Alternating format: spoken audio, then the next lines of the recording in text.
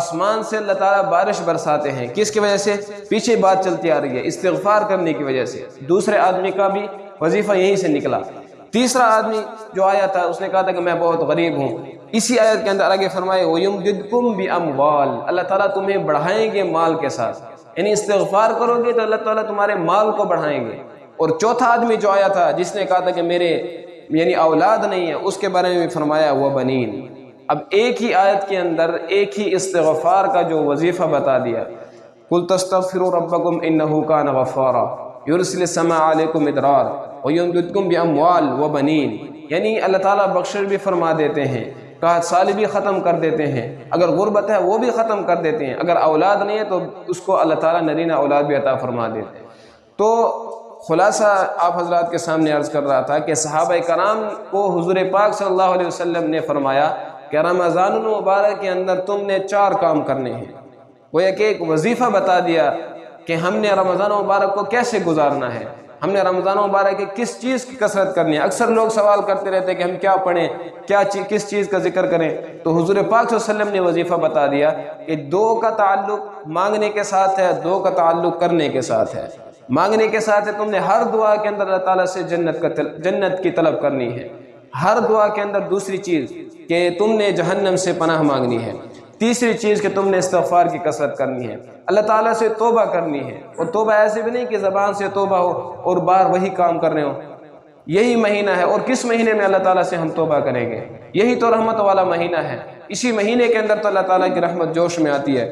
ہم نے 11 مہینے اللہ تعالیٰ کی نافرمانی کی، ہم نے 11 مہینے اپنے آپ کو خطاؤں میں رکھا، ہم نے 11 مہینے اپنے دل کے اندر گناہوں کا جو وبال تھا وہ ہم نے دل میں رکھا۔ اب ایک ہی مہینہ اللہ تعالیٰ نے ہمیں دیا ہے کہ اپنے آپ کو بخشوا دو، آ کر اپنے آپ کی اپنی توبہ کر لو۔ اور توبہ مطلب یہ بھی نہیں ہے کہ تم سارے محلے والوں کو اکٹھا کرو اور سب کو گواہ بناؤ کہ اللہ میری توبہ، نہیں، دل کے اندر نادم ہونا یہی توبہ ہے۔ دل کے اندر بیٹھے بیٹھے انسان کہہ دے اللہ میری توبہ، آئندہ میں گناہ نہیں کروں گا، اللہ تعالیٰ معاف فرما دیتے ہیں۔ تو 3 کام ہو گئے، پہلا کام جنت کی طلب رمضان مبارک کے اندر جو کرنا ہے، دوسرا کام جہنم سے پناہ، تیسرا کام استغفار، استغفر اللہ ربی من کل ذنب واتوب الیہ، اور چوتھا کام حضور پاک صلی اللہ علیہ وسلم نے ارشاد فرمایا کہ کلمہ طیبہ کا ورد کرنا، لا الہ الا اللہ محمد رسول اللہ، اس کا تم نے ورد کرنا ہے۔ 2 چیزیں مانگنے کی، 2 چیزیں پڑھنے کی، ایک تو استغفار چلتے پھرتے استغفر اللہ ربی من کل ذنب واتوب الیہ، دوسرا پہلا کلمہ پڑھنا ہے۔ حضور پاک صلی اللہ علیہ وسلم نے ارشاد فرمایا جو شخص صبح کے وقت 100 مرتبہ کلمہ پڑھتا ہے اور شام کے وقت 100 مرتبہ کلمہ پڑھتا ہے، کل قیامت کے دن وہ قبر سے ایسے اٹھے گا اور اس کا چہرہ ایسا نور سے روشن ہوگا جیسے 14ویں چاند کا، جو 14ویں کا چاند ہو، ایسے نورانی چہرہ اس کا ہوگا۔ اور آپ اکثر حدیث پاک میں فضائل اعمال کے اندر پڑھتے رہتے ہیں، مولانا زکریا رحمۃ اللہ علیہ نے لکھا ہے کہ جو شخص 1 مرتبہ اخلاص کے ساتھ کلمہ پڑھتا ہے لا الہ الا اللہ محمد الرسول اللہ، تو عرش پر ایک ستون ہلنے لگ جاتا ہے۔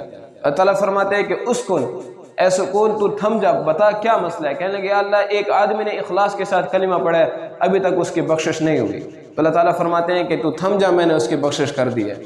آپ علیہ السلام نے ارشاد فرمایا جو شخص 1 مرتبہ اخلاص کے ساتھ کلمہ پڑھتا ہے لا الہ الا اللہ محمد الرسول اللہ، تو اس کو فرشتہ اس کے ثواب کو لے کر اوپر چڑھتا ہے، کیونکہ حدیث پاک میں آتا ہے نا کہ ہمارے اعمال اوپر کو جاتے ہیں، تو فرشتہ اس کو لے کر اوپر کو چڑھتا ہے، ابھی آدھے راستے پر پہنچا ہوتا ہے کہ دوسرا فرشتہ اوپر سے نیچے آ رہا ہوتا ہے۔ اب وہ جو اوپر جانے والا فرشتہ ہے وہ اس سے پوچھتا ہے کہاں جا رہے ہو؟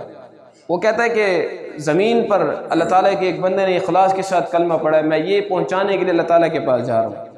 وہ فرشتہ جو اوپر سے آ رہا ہوتا ہے وہ اس کو کہتا ہے کہ تو ابھی پہنچا بھی نہیں ہے، تو ابھی ثواب لے کر جا رہا ہے، میں اس کی بخشش کا پروانہ لے کر نیچے جا رہا ہوں۔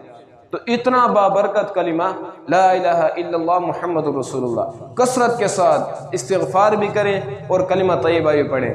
تو بہرحال خلاصہ یہی ہے کہ رمضان مبارک کے اندر 4 کاموں کی ہم نے کثرت کرنی ہے، جو کا تعلق مانگنے کے ساتھ ہے، 2 کا تعلق پڑھنے کے ساتھ ہے۔ جو مانگنے کے ساتھ ہے ہر دعا کے اندر، چاہے ہماری تراویح کے بعد دعا ہو، نفل کے بعد دعا ہو، چاہے وہ ہماری فرض نماز کے بعد دعا ہو، چاہے تہجد کے بعد دعا ہو، ہم نے اللہ تعالیٰ سے جنت مانگنی ہے۔ یا اللہ اس رمضان مبارک کے مہینے سے ہمیں جنت نصیب فرما۔ دوسرا جہنم سے پناہ مانگی ہر دعا کے اندر، اور جہاں اور دعائیں کرتے ہو نا، یہاں یہ 2 دعائیں لازمی اپنے ساتھ رکھو۔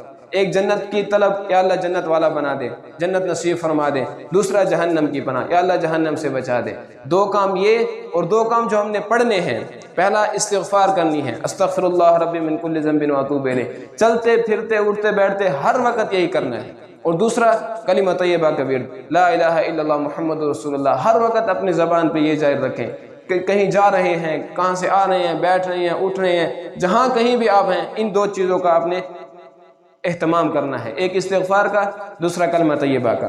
اللہ تعالیٰ سے دعا ہے کہ اللہ تعالیٰ مجھے بھی، آپ حضرات کو بھی اس پر عمل کرنے کی توفیق عطا فرمائے، اور رمضان مبارک کے مہینے کے جو برکات ہیں وہ اللہ تعالیٰ ہم سب کو نصیب فرمائے۔ وآخر دعوانا الحمدللہ رب العالمین۔